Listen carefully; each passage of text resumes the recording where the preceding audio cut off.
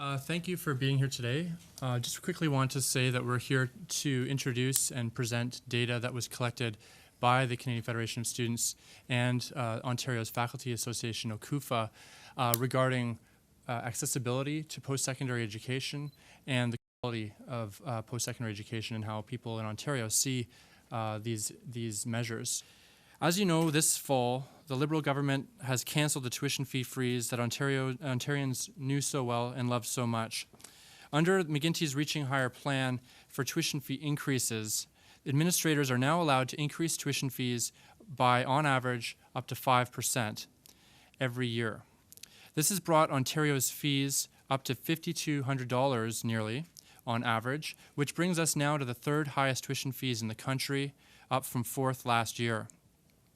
Dalton McGuinty has invested a lot of time and public money launching an aggressive spin campaign to convince voters that canceling the tuition fee freeze will not hurt access. But despite this, the polling results show that Ontarians believe that McGuinty has broken his contract with the people of Ontario and charted a course that will undermine access to college and university. So I want to review quickly three data sets that we collected. The first set we want to present to you today, we see a high level of public concern around the issue of accessibility in college and university programs for children from low and middle income backgrounds. And I should note that those families comprise well over 80%, almost 90% of the students in the post-secondary education system in Ontario. With a financial aid system that still predominantly relies on access to loan debt, 87% of respondents cited concern that rising fees will compromise accessibility. Of those respondents that cited concern, nearly 2/3 of them said that they were very concerned about the negative effects of higher fees on accessibility. In the next data set, we asked voters about their concern around accessibility to the high cost of professional programs.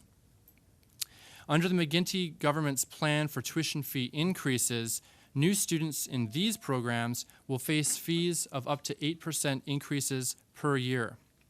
These increases are on top of some of the most expensive tuition fees in the country and can translate to as much as $1,200 of an increase in a single year.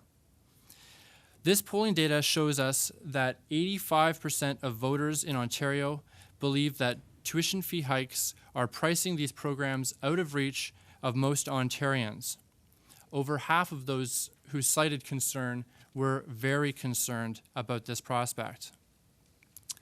And finally, because we don't want to take up too much of your time before we get to Michael and then questions, our last slide deals with the canceling of the tuition fee freeze after only 2 years.